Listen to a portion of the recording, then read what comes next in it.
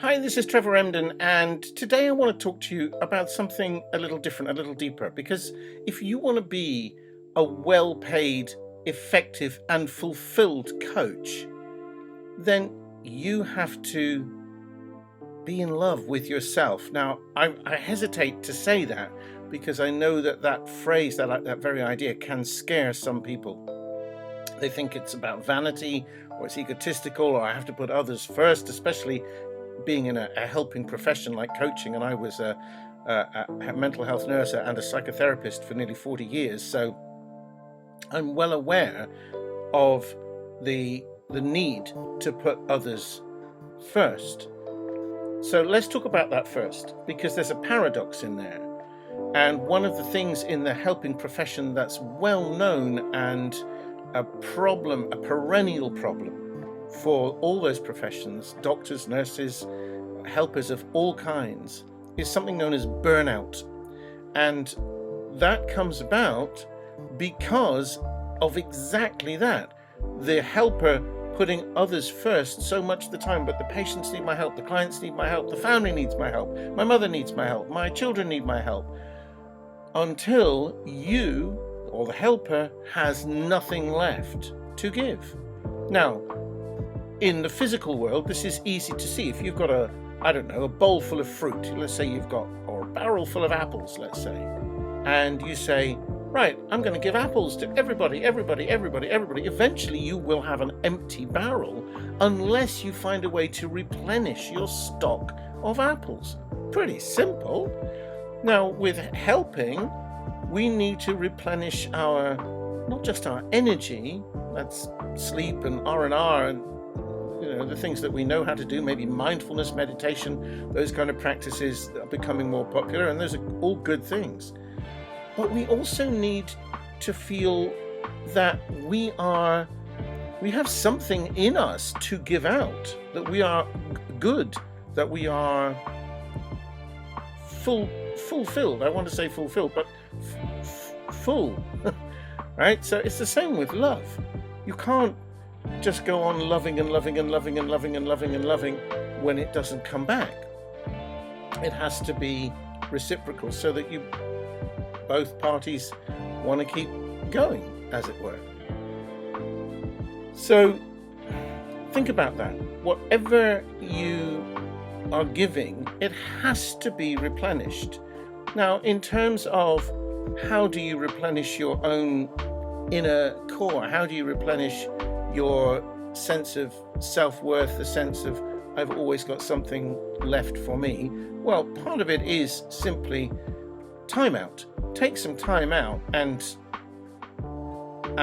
look after yourself. Do something that's fun for you. Take a day out, go for a walk in the woods, fishing, whatever it is that floats your boat. For me, I like to go out with a camera and take photographs, for example. I don't do anything with them except my wife and I look at the photos we've got and we share them with one another and occasionally with a few friends. They're not for professional, it's not part of my business, it's just something we enjoy doing. We enjoy the effects that we can get with modern cameras and so it's a nice day out.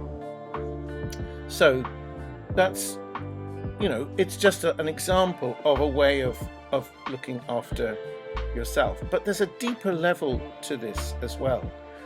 I want to ask you, how well do you know yourself?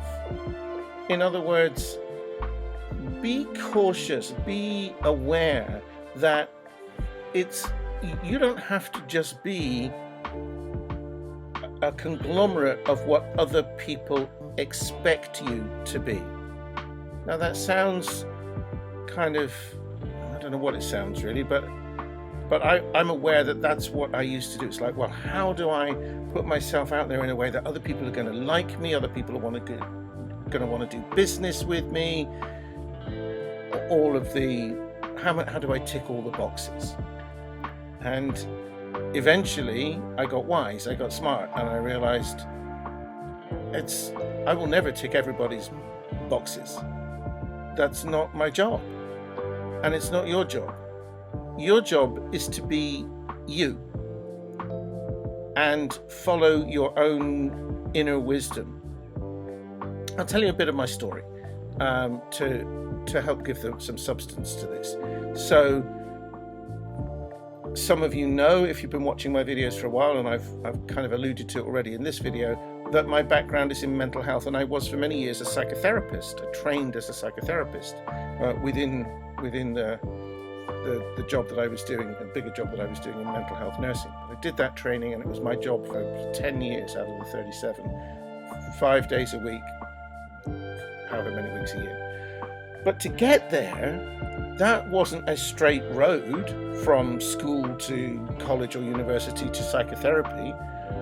I had to fight, and one of the people I had to fight was my own father, my dad, because my dad's history was that he had been a professional opera singer. That was his great love, and he had trained for many years, and he got into the Royal Opera House. He was paid to be in the chorus line of the opera company at Covent Garden Opera House in London for many years before I was born.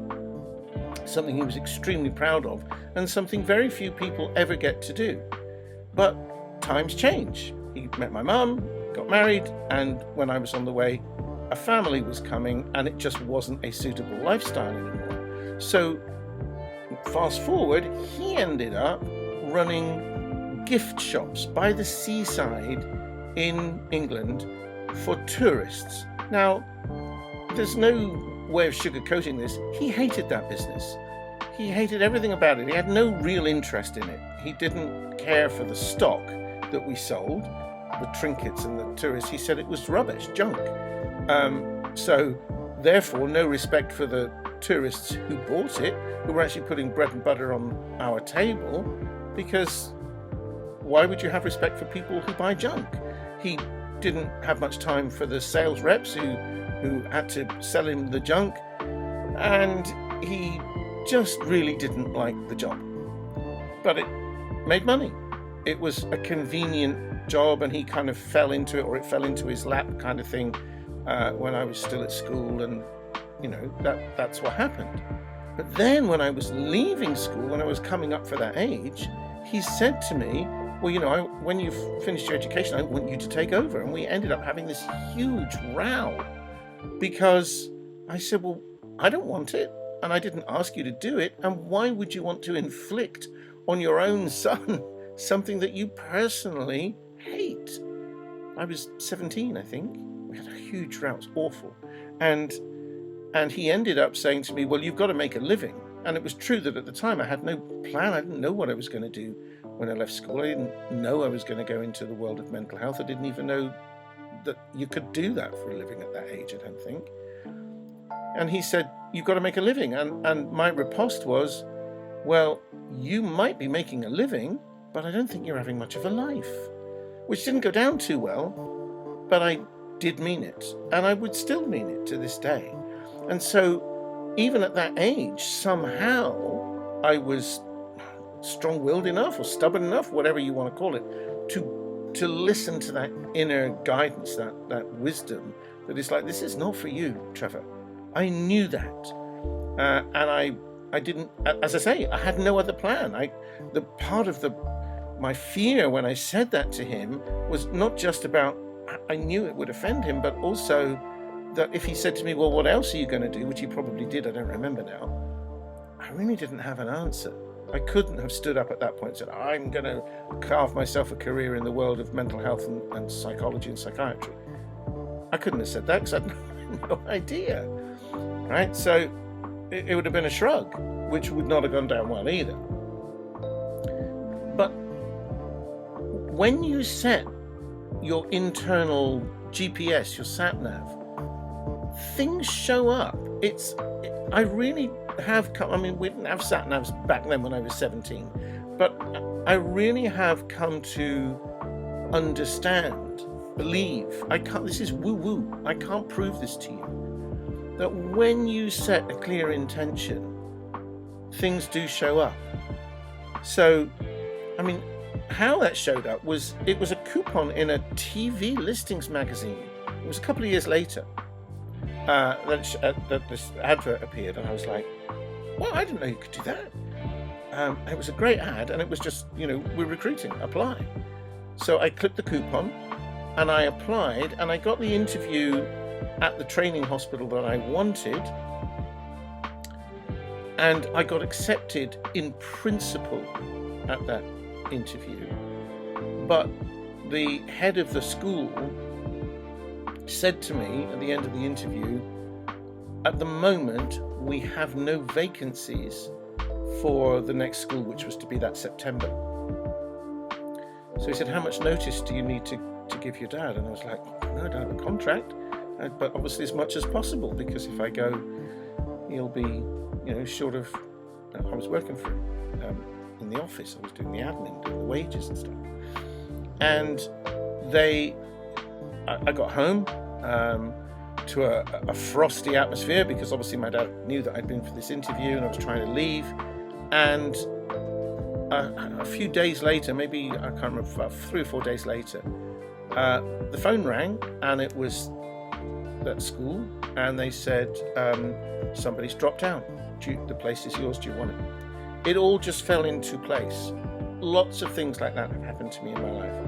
Now, I'm not prescribing stubbornness, I'm prescribing listening to your inner wisdom. So the way you set up your business, the way you coach, even the way you do your marketing, if it feels good, if it's exciting, if it's, I want to check that out. Even if it seems to fly in the face of logic, or maybe even conventional wisdom, because so many people will put pressure on you to do it this way, do it this way, do it this way. Do it your way. The more you do that, the more people of your ilk will respond to you. They will find you. They will come knocking on your door. Not tomorrow, not immediately. I can't promise you that. I can't give you time frames. This video is a bit different. This is not a step-by-step, do this thing and you'll be, and you'll have success, or you'll have some result. I can't say that. But I can, this is a bird's eye view of how, as a coach or as a consultant, of somebody who's delivering a very personal service to other people. This is a very face-to-face business where intimate relationships, obviously not that intimate, but you know what I mean, person to person, people confide in you, people tell you their secrets and their dreams and their hopes and their fears. They want to know who they're dealing with. And I'll just say one more thing before I wrap this up about that, which is, we are now living in an age where everyone and anyone can be, and probably is, your competitor, because we all have the internet. We can all set up a YouTube channel, a Facebook group, Instagram following, or whatever, Twitter, and there's no limit. So if you are simply a clone of other people who are doing the same thing, why should your customers, prospective customers, choose you? Whereas if you are an individual, and you don't have to be wildly eccentric or oddball, just be you, because you are unique. It begins with you. You are unique. There's only ever going to be one you.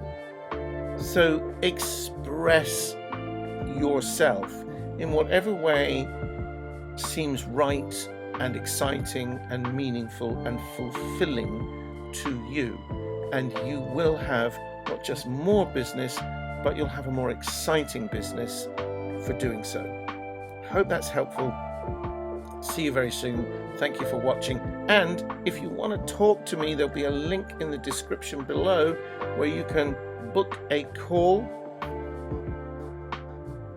There'll be a link in the description below where you can get a free training where I will show you 5 key principles that I discovered that will put you on the map, and they will help me grow from an absolutely stuck place where I was at the time to a flourishing business with clients paying me 4 figures every month, and I'll show you how to do that in under 10 weeks with no advertising budget and no, you don't even need a website.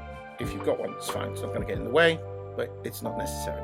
So from wherever you are to a flourishing business in 10 weeks or less, click the link in the description below, and I look forward to seeing you there. It's free training and there's no sales pitch. See you there.